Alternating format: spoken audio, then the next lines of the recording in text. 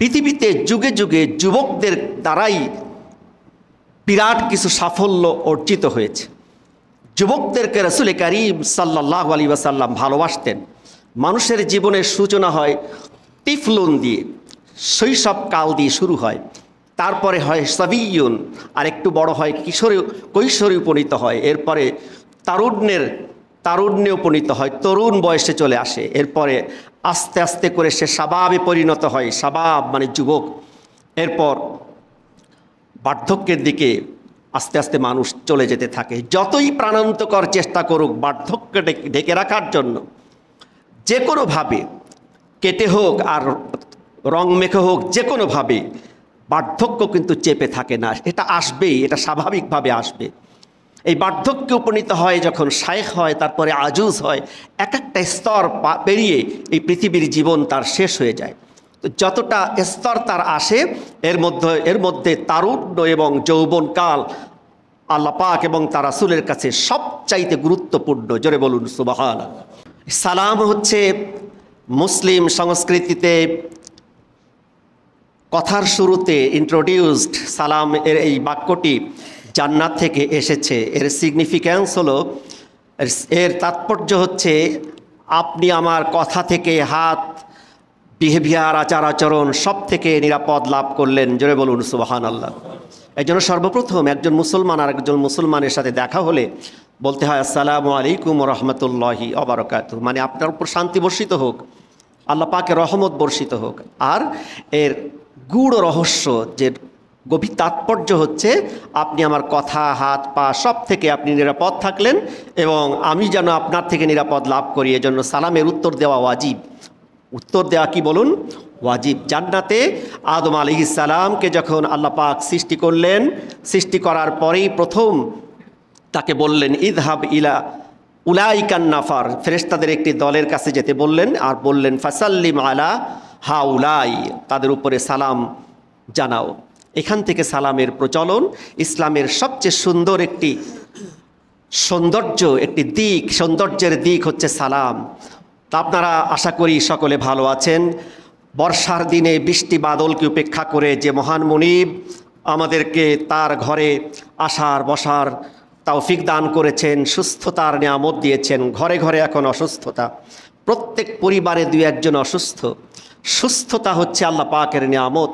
হাদিসের মধ্যে এসেছে, রাসূল করিম সাল্লাল্লাহু আলাইহি ওয়াসাল্লাম বলেছেন, মান আসবাহা মিনকুম মুআফি ফি জাসাদিহি আমিনান ফি সিরবিহি, যে ব্যক্তি সকালবেলা উঠল এ অবস্থায় যে তার শরীর সুস্থ রয়েছে, শারীরিকভাবে সুস্থতা নিয়ে, আমিনান ফি সিরবিহি, পবিত্রতা, পরিবারের নিরাপত্তা নিয়ে, তার এবং তার পরিবারের নিরাপত্তা নিয়ে যে সকাল শুরু করলো, আর ওই দিনের ইনদা কুতু ইয়াউমিহি ফাকাআন্নামা হিজাত লাহুদ দুনিয়া, সারা পৃথিবী বিজয় করার চাইতে আল্লাহ পাকের এই নিয়ামত অনেক অনেক গুণে বেশি। জোরে বলুন সুবহানাল্লাহ। ওয়া খায়রুম মিম্মা ইয়াজমাউন, সারা পৃথিবীর বাদশা হলাম কিন্তু অসুস্থ শরীর, মানসিক অসুস্থতা, শারীরিক অসুস্থতা, কোনো ফায়দা নেই।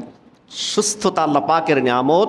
আল্লাহ তাআলা যেন আমাদের পরিবারের সদস্যদের সকলকে এবং আমাদের সবাইকে শারীরিক, মানসিক, আত্মিক সুস্থতার নিয়ামত দান করেন। সকলে বলি আমিন।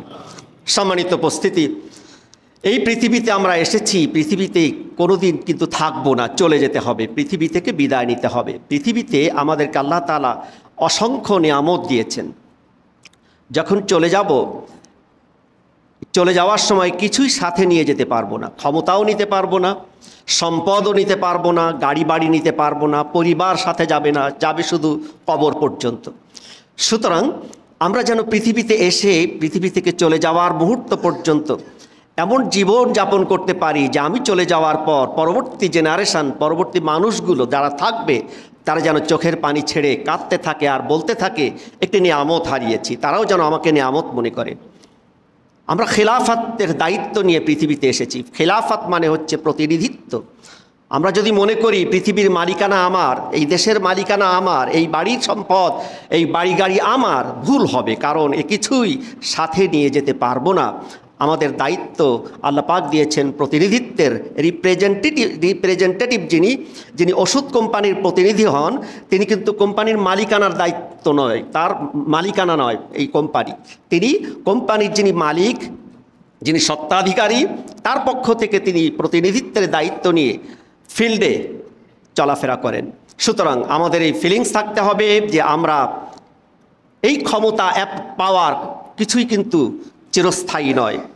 একটি বছর হয়ে গেল, আমাদের কলিজার টুকরা যুবক সন্তানরা জীবনের বিনিময়ে তারা আমাদের বাক স্বাধীনতা, আমাদের কথা বলার স্বাধীনতা, আমাদের স্বস্তি ফিরিয়ে এনেছিল। পৃথিবীতে যুগে যুগে যুবকদের দ্বারাই বিরাট কিছু সাফল্য অর্জিত হয়েছে। যুবকদেরকে রাসূল করিম সাল্লাল্লাহু আলাইহি ওয়াসাল্লাম ভালোবাসতেন।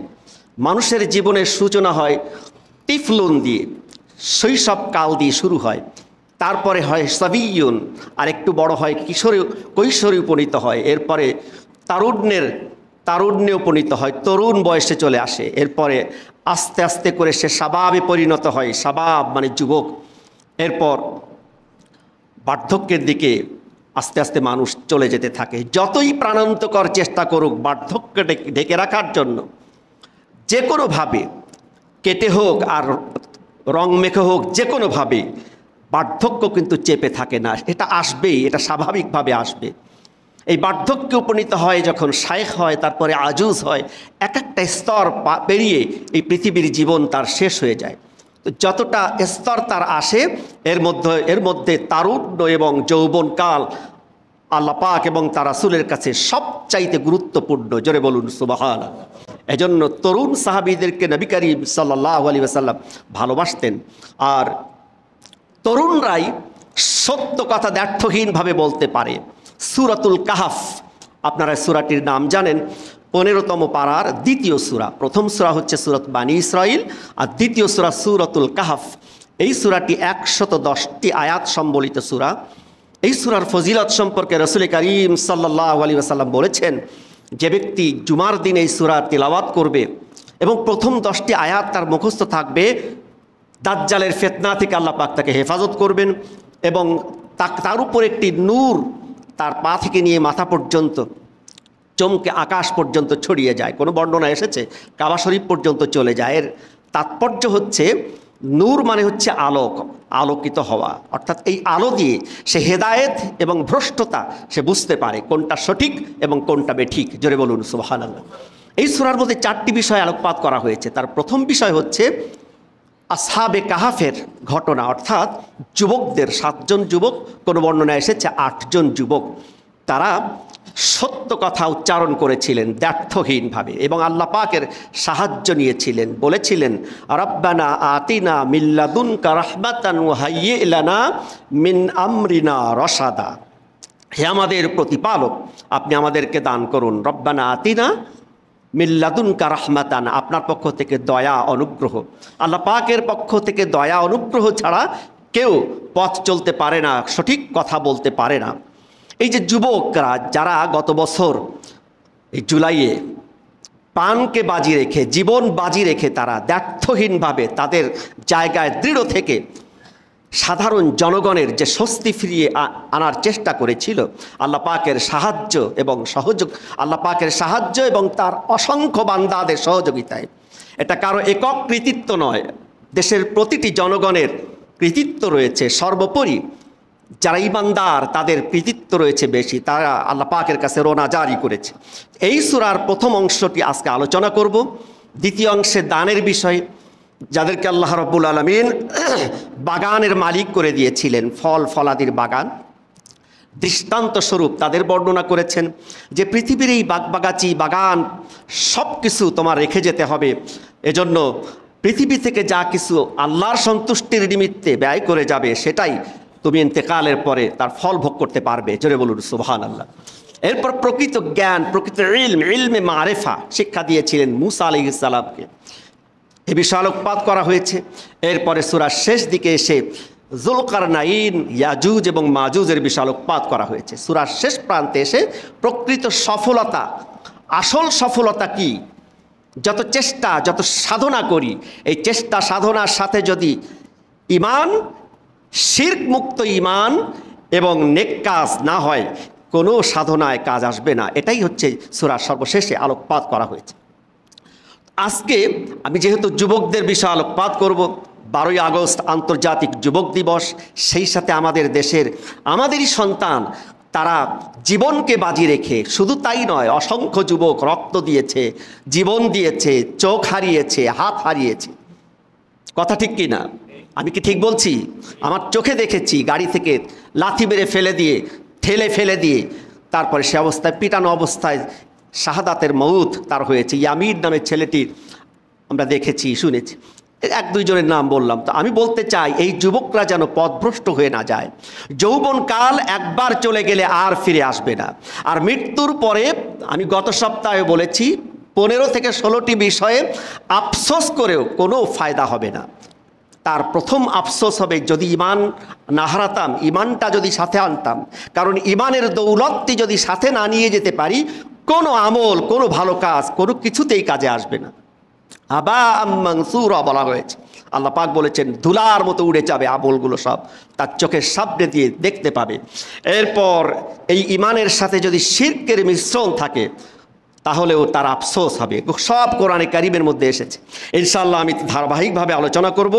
আজকের আলোচনার বিষয় হলো সূরাতুল কাহফের প্রথম 10 থেকে 12টি আয়াতে আল্লাহ পাক যে যুবকদের কথা বলেছেন, এই 7 জন, তাফসীরের মধ্যে 8 জন যুবকের কথা উল্লেখ করা হয়েছে। আল্লাহ পাক বলেছেন সায়াকুলুনা সালাসাতুর রাবিউহুম ওয়া ইয়াকুলুনা খামসাতুন সাদিসুহুম ওয়া ইয়াকুলুনা সাবআতুন ওয়া খামসাতুন সাদিসুহুম রাজমান বিল গায়ব ওয়া ইয়াকুলুনা সাবআতুন ওয়া সামিনুহুম কালবুহুম। তাদের সাথে একটি কুকুর ছিল।